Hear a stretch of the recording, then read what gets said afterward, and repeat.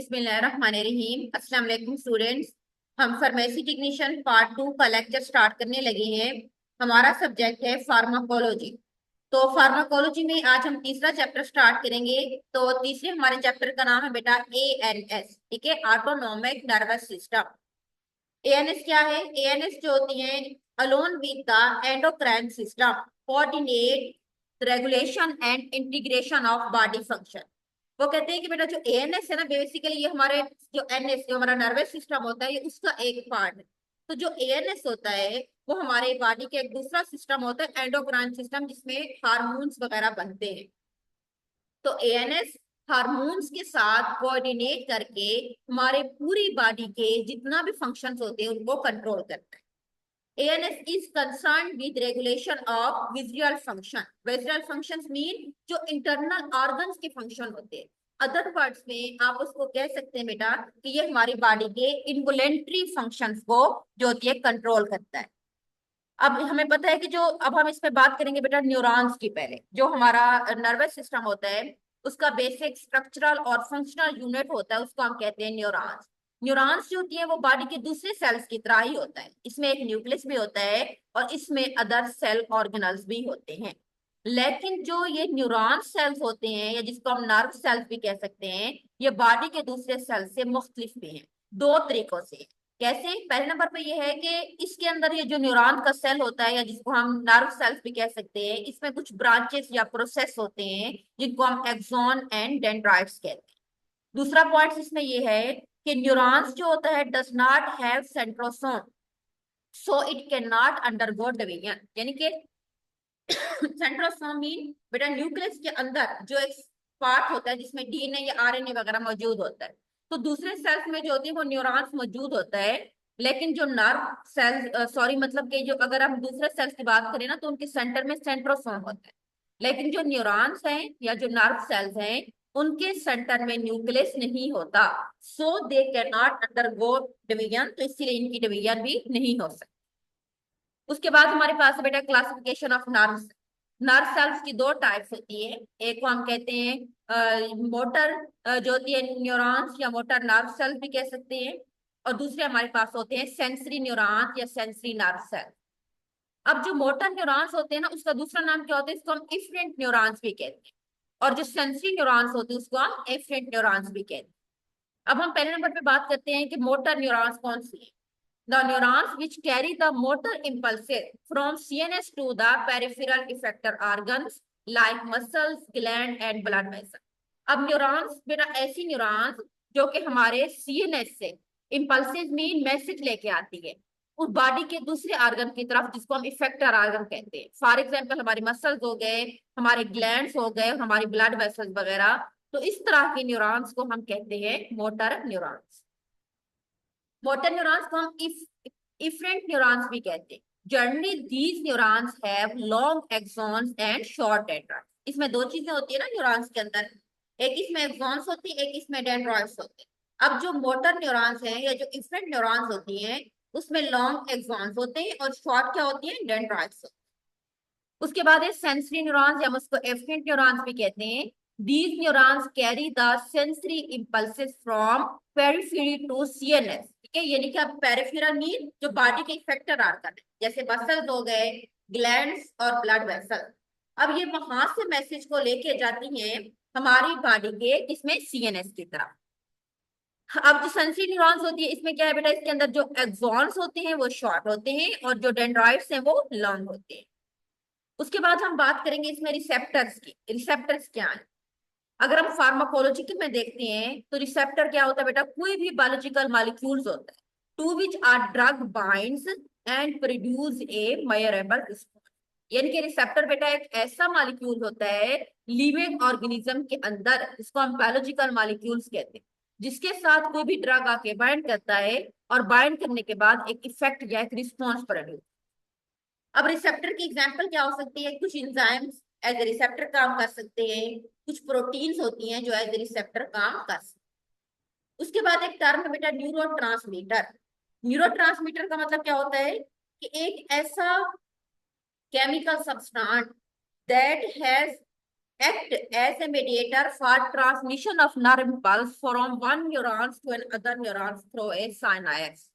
अब क्या होता है कि न्यूरोट्रांसमीटर कोई भी केमिकल सब्सटेंस हो सकता है जिसका काम होता है मैसेज को एक न्यूरॉन से दूसरे न्यूरॉन्स की तरफ पहुंचाना, ठीक है, उस मैसेज को ट्रांसमिट करना, उसको कन्वे करना थ्रू ए साइनैप्स। साइनैप्स क्या होता है बेटा? एक गैप होता है एक दरमियान में। फॉर एग्जांपल ये एक ऊपर एक न्यूरॉन है और एक ये नीचे है, इन दोनों के दरमियान जो एक मिलाप एक जंक्शन होगा उसको हम साइनैप्स कहते हैं। अच्छा, communication between nerve cells and between nerve cells and other effector organ occur through the release of specific signal called neurotransmitter। ठीक है, वो कहते हैं कि जो एक सेल से दूसरे सेल्स के दरमियान कम्युनिकेशन होती है वो एक केमिकल सब्सटेंस के थ्रू होती है जिसको हम कहते हैं न्यूरोट्रांसमीटर। उसके बाद बेटा लोकल मेडिएटर्स कौन से होते हैं? Most cells in body secrete chemicals that act as locally।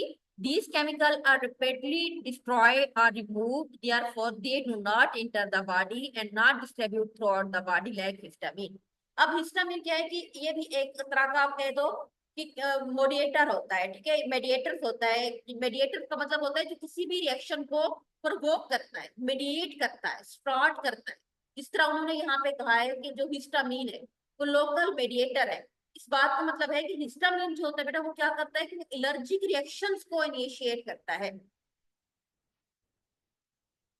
लेकिन ये लोकल होते हैं, मीन के जिस जगह पे रिलीज होता है उसी जगह पे अपना काम करता है, पूरी बॉडी के अंदर सर्कुलेट नहीं करता, पूरी बॉडी में डिस्ट्रीब्यूट नहीं होता है।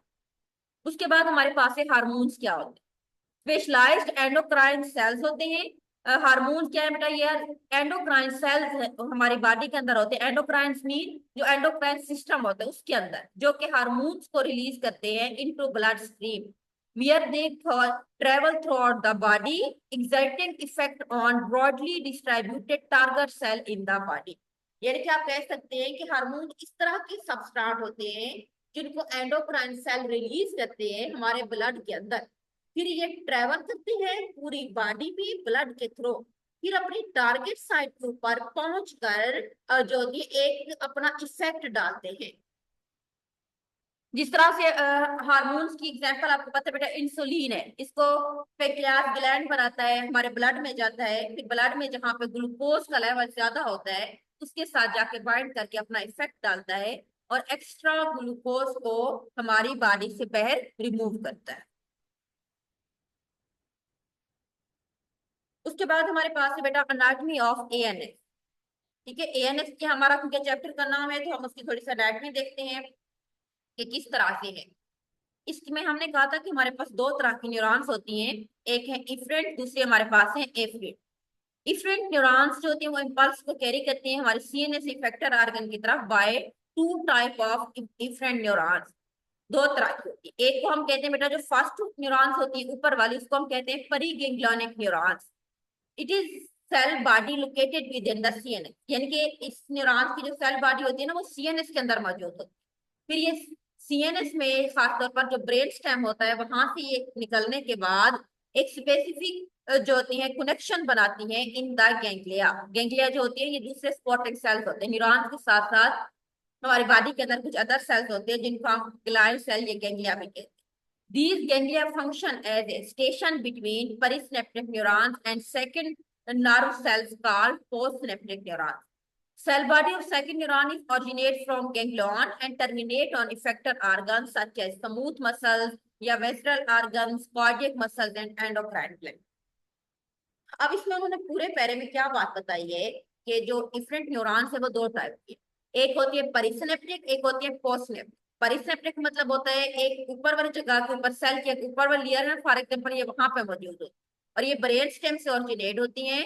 और इसके बाद जो दूसरी वाली होती है वो होती है पोस्टसिनेप्टिक जो सेल के नीचे वाले हिस्से के ऊपर मौजूद होती हैं। और वो कहाँ से, और इन दोनों के दरमियान जो एक स्टेशन होता है उसको हम कहते हैं गैंग्लिया।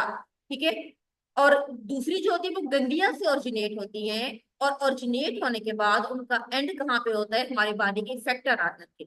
इफेक्टर ऑर्गन में क्या क्या आ जाता है? हमारी बॉडी में स्मूथ मसल्स आ जाते हैं, कार्डियक मसल्स आ जाते हैं और एक्सोक्राइन ग्लैंड। उसके बाद एफरेंट न्यूरॉन्स जो होती है उसका काम होता है कि ये बैक सीएनएस की तरफ लेके जाती है पेरिफेरल ऑर्गन से किसी भी पास। आगे एएनएस की दो टाइप्स होते हैं बेटा, एक इसमें संपैथिक और पैरासिम्पैथिक आ जाता है। संपैथिक न्यूरॉन्स कौन सी होती है? जो इफेंट न्यूरॉन्स होती हैं उसको हम डिवाइड कर देते हैं संपैथिक एंड पैरासिम्पैथिक नर्वस सिस्टम में, एज वेल एज इसमें उसमें एंटेरिक न्यूरॉन्स भी होती है। अगर हम अनाटोमिकली बात करते हैं तो ये जो संपैथिक न्यूरॉन्स होती हैं ये सीएनएस से ऑरिजिनेट होती हैं और फिर वहां से स्पाइनल कार्ड और उनके मुख्तलिफ रीजन की तरफ जाती हैं। और जो परिगैंग्लियोनिक इसमें न्यूरॉन्स होती हैं वो हमारे बॉडी के थोरैसिक और लंबा रीजन से आती है स्पाइनल कार्ड के। जबकि जो परिगैंग्लिया होती है ये शॉर्ट होती है as compare to post ganglionic. जो पोस्ट गैंग्लियोनिक न्यूरॉन्स होती है ना वो गैंग्लिया से आने के बाद हमारे बॉडी की टिश्यू की तरफ जाती है जहाँ पे जाके वो आगे मुख्तलिफ फंक्शंस वगैरह को रेगुलेट करती हैं। उसके बाद है बेटा पैरासिम्पैथिक जो न्यूरॉन्स होती हैं वो क्रीनियम जो हमारा ब्रेन है बे खासतौर पर क्रीनियम नर्व 3, 7, 9 और 10 से आती हैं। और जो हमारे वर्टेब्रल कॉलम स्पाइनल कॉर्ड का जो सैक्रल रीजन है वहां से आती है। और आने के बाद इफेक्टर आर्गन की तरफ जाती हैं। और सिंपैथिक सिस्टम के बरअक्स जो पैरासिम्पैथिक में परी गैंग्लियोनिक फाइबर्स होते हैं वो लॉन्ग होते हैं और जो पोस्ट गैंग्लियोनिक फाइबर्स होते हैं वो शॉर्ट होते हैं। उसके बाद नेक्स्ट हमारे पास आ जाता है बेटा enteric neurons. Enteric nervous system भी हमारे पास बेसिकली एएनएसई के थर्ड डिवीजन है। इसमें बेसिकली क्या होता है, it is the collection of nerve fibres that innervate the GIT. GIT pancreas और गाल ब्लैडर वगैरह के फंक्शंस को कंट्रोल करते हैं। ये भी आमतौर पर जो होता है इनवॉलेंट्री मूवमेंट्स को कंट्रोल कर रहा होता है और खासतौर पर हमारी बॉडी की मूवमेंट्स इसमें जीआईटी की मूवमेंट्स आ जाती हैं। उसके बाद कुछ एक्सोक्राइन एंडोक्राइन सिक्रीशन वगैरह को कंट्रोल करता है, ठीक है। और ये इंडिपेंडेंटली काम करता है। अच्छा ये तो थे हमारे पास कुछ अदर, एक ये टेबल है बेटा इसमें संपैथिक और पैरासिम्पैथिक नर्वस सिस्टम का हमारे इफेक्टिव ऑर्गन के ऊपर क्या काम है, यानी कि हमारे बॉडी के कुछ ऑर्गन है जैसे आई हार्ट ब्लड वेसल्स, इन दोनों के ऊपर ये दो जो सिस्टम है संपैथिक जो होता है और दूसरा कौन सा है पैरासिम्पैथिक।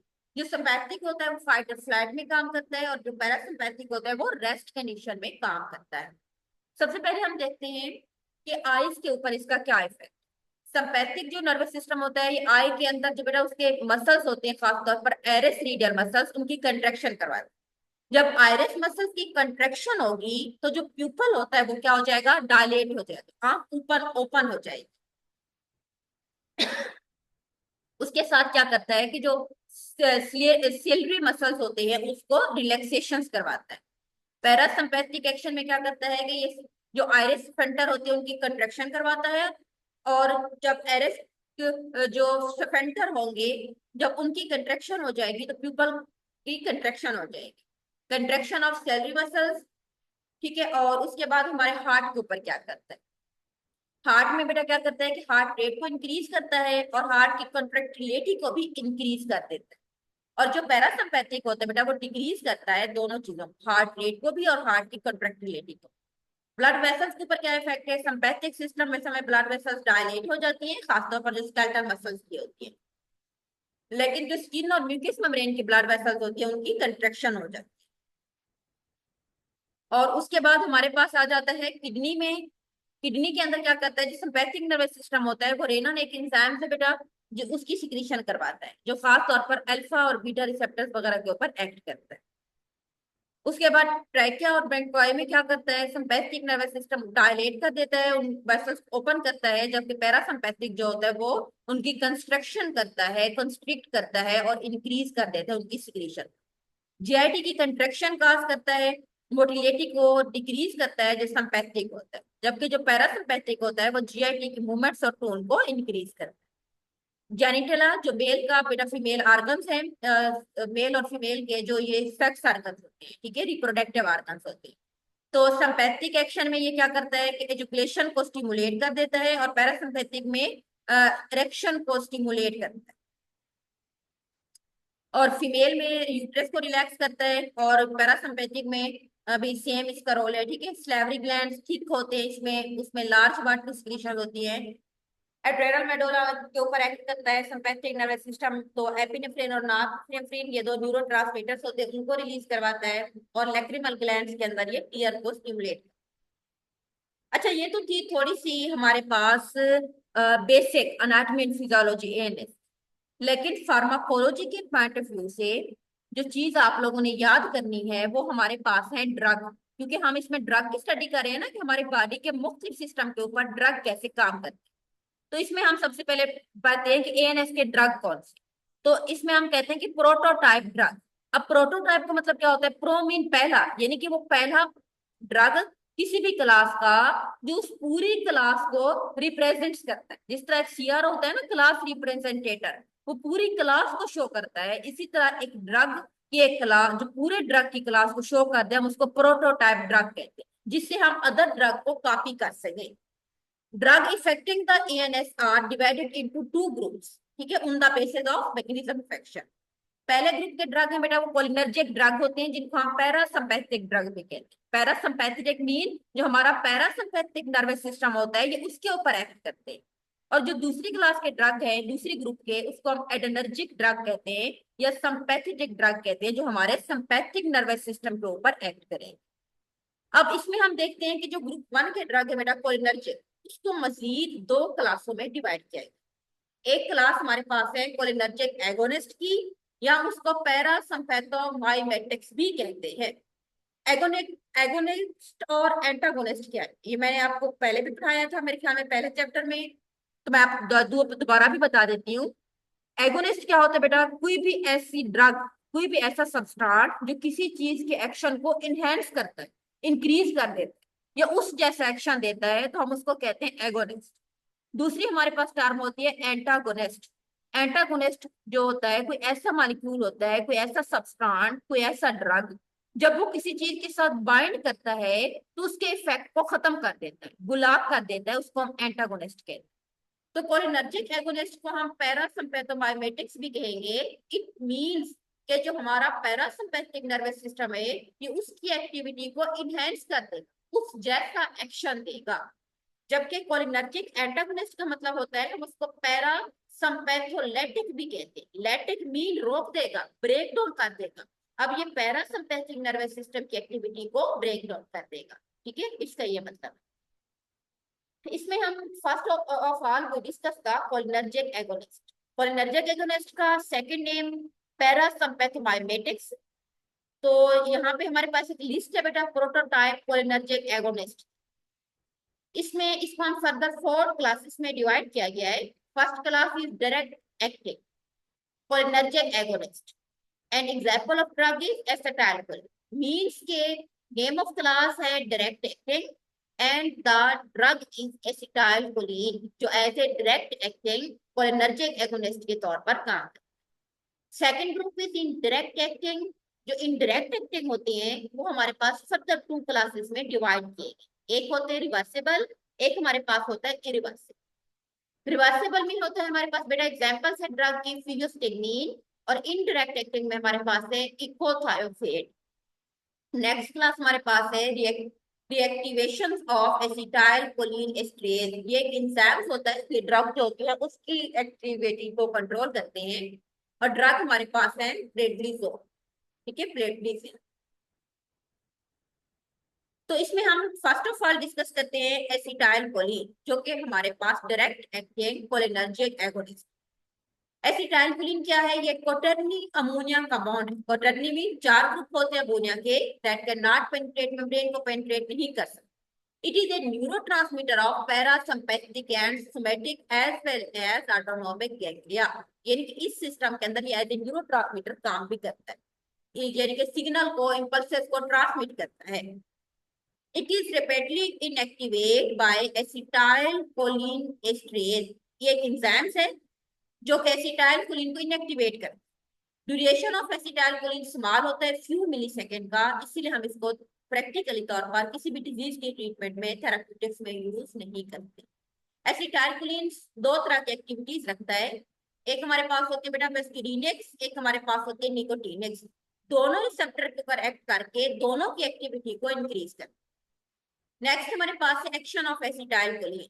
एसिटाइलकोलिन की जो मेजर एक्शंस होते हैं हमारी बॉडी में, वो क्या करता है कि decrease in heart rate and cardiac output, blood pressure को डिक्रीज करता है, and other action. Heart rate क्या होता है, क्योंकि ये पैरासिम्पैथिक है जो रेस्ट में काम करता है। सो एसिटाइलकोलिन जो होते हैं वो वैगल स्टिमुलेशन, जो वैगल नर्व होती है जो हमारे नॉर्मल फिजियोलॉजी को कंट्रोल करती होती है, जो हार्ट रेट को डिक्रीज करती है, कार्डियक आउटपुट को डिक्रीज करती है, उसके साथ जब जब ये बाइंड करता है तो उस जैसा इफेक्ट देता है। ब्लड प्रेशर को डिक्रीज करता है, जब हम इसका इंजेक्शन लगाते हैं वैसोडाइलेशन का। वैसोडाइलेशन में ब्लड वेसल्स का जब ओपन होता है तो ऑटोमेटिक जो बीपी हाई हो चुका होता है वो लो हो जाता है। देन हमारे पास बेटा अदर एक्शन एसिटाइलकोलिन के। अदर एक्शन में हमारे पास है GIT acetylcholine increase the salivary secretion, intestinal secretion and motility, यानी कि ये सिक्रीशन को इंक्रीज कर, जैसे स्लेवा हमारे मुंह से थूक वगैरह को, इंटेस्टाइनल सिक्रेशंस को एंड उनके मूवमेंट्स को इनहेंस करता है। सिक्रीशन इन ब्रोंकाइल्स, ब्रोंक्यूल्स क्या है, सांस की नालियां होती है जो बेटा उनकी सिक्रीशन को इंक्रीज करता है। It stimulate the erection, erection mean जो मेल का रिप्रोडक्टिव पेनिस वगैरह को जो उसके एक तरह के आप कह दो मूवमेंट्स होती है। आईज के अंदर ये आइरिस फ्रंटल मसल्स को कंट्रक्शन करता है, यानी कि प्यूपल का साइज को डिक्रीज करता है, उसकी कंट्रक्शन काज करता है, जिसको हम नाम देते हैं meiosis. It cause construction of salary muscle, lens accommodate for near vision के लिए, लेंस को एकोमोडेट करता है। थेरेप्यूटिक यूजेस कौन से हैं? थेरेप्यूटिक यूजेस ऑफ एसिटाइलकोलिन क्या है बेटा, यानी कि हम इसको कौन सी बीमारी में देते हैं? हम इसका 1% सोल्यूशन बनाते हैं जिसको हम आईज में डालते हैं to produce miosis during ophthalmic surgery. इसके कुछ एडीआर्स हैं। एडवर्स इफेक्ट कौन से होते हैं बेटा? डायरिया काज करता है, meiosis, nausea, vomit, urinary agency, urgency mean urine के फ्लो जो होता है वो डिस्टर्ब हो जाता है, ब्रेडिकार्डिया, हार्ट रेट कम हो जाती है। प्रोगो कंस्ट्रक्शन कहते हैं बेटा, ब्रेक्यूल जो सांस की नालियां हैं वो नैरो हो जाती है। एवी बुलाक मीन एवी अटीरियो वेंट्रिकुलर जो नोड्स होते हैं हमारे दिल के, ठीक है, तो ये उनको ब्लॉक कर देता है। एंड सेकंड ये क्या करता है कि फ्लशिंग फेस वगैरह को जो रेड कर देता है, सेलिवेशन एक्स्ट्रा स्लेवा वगैरह को प्रोड्यूस करता है। तो ये हमारे पास था फार्माकोलॉजी का तीसरा चैप्टर। आज के लिए इतना काफी। अल्लाह हाफिज।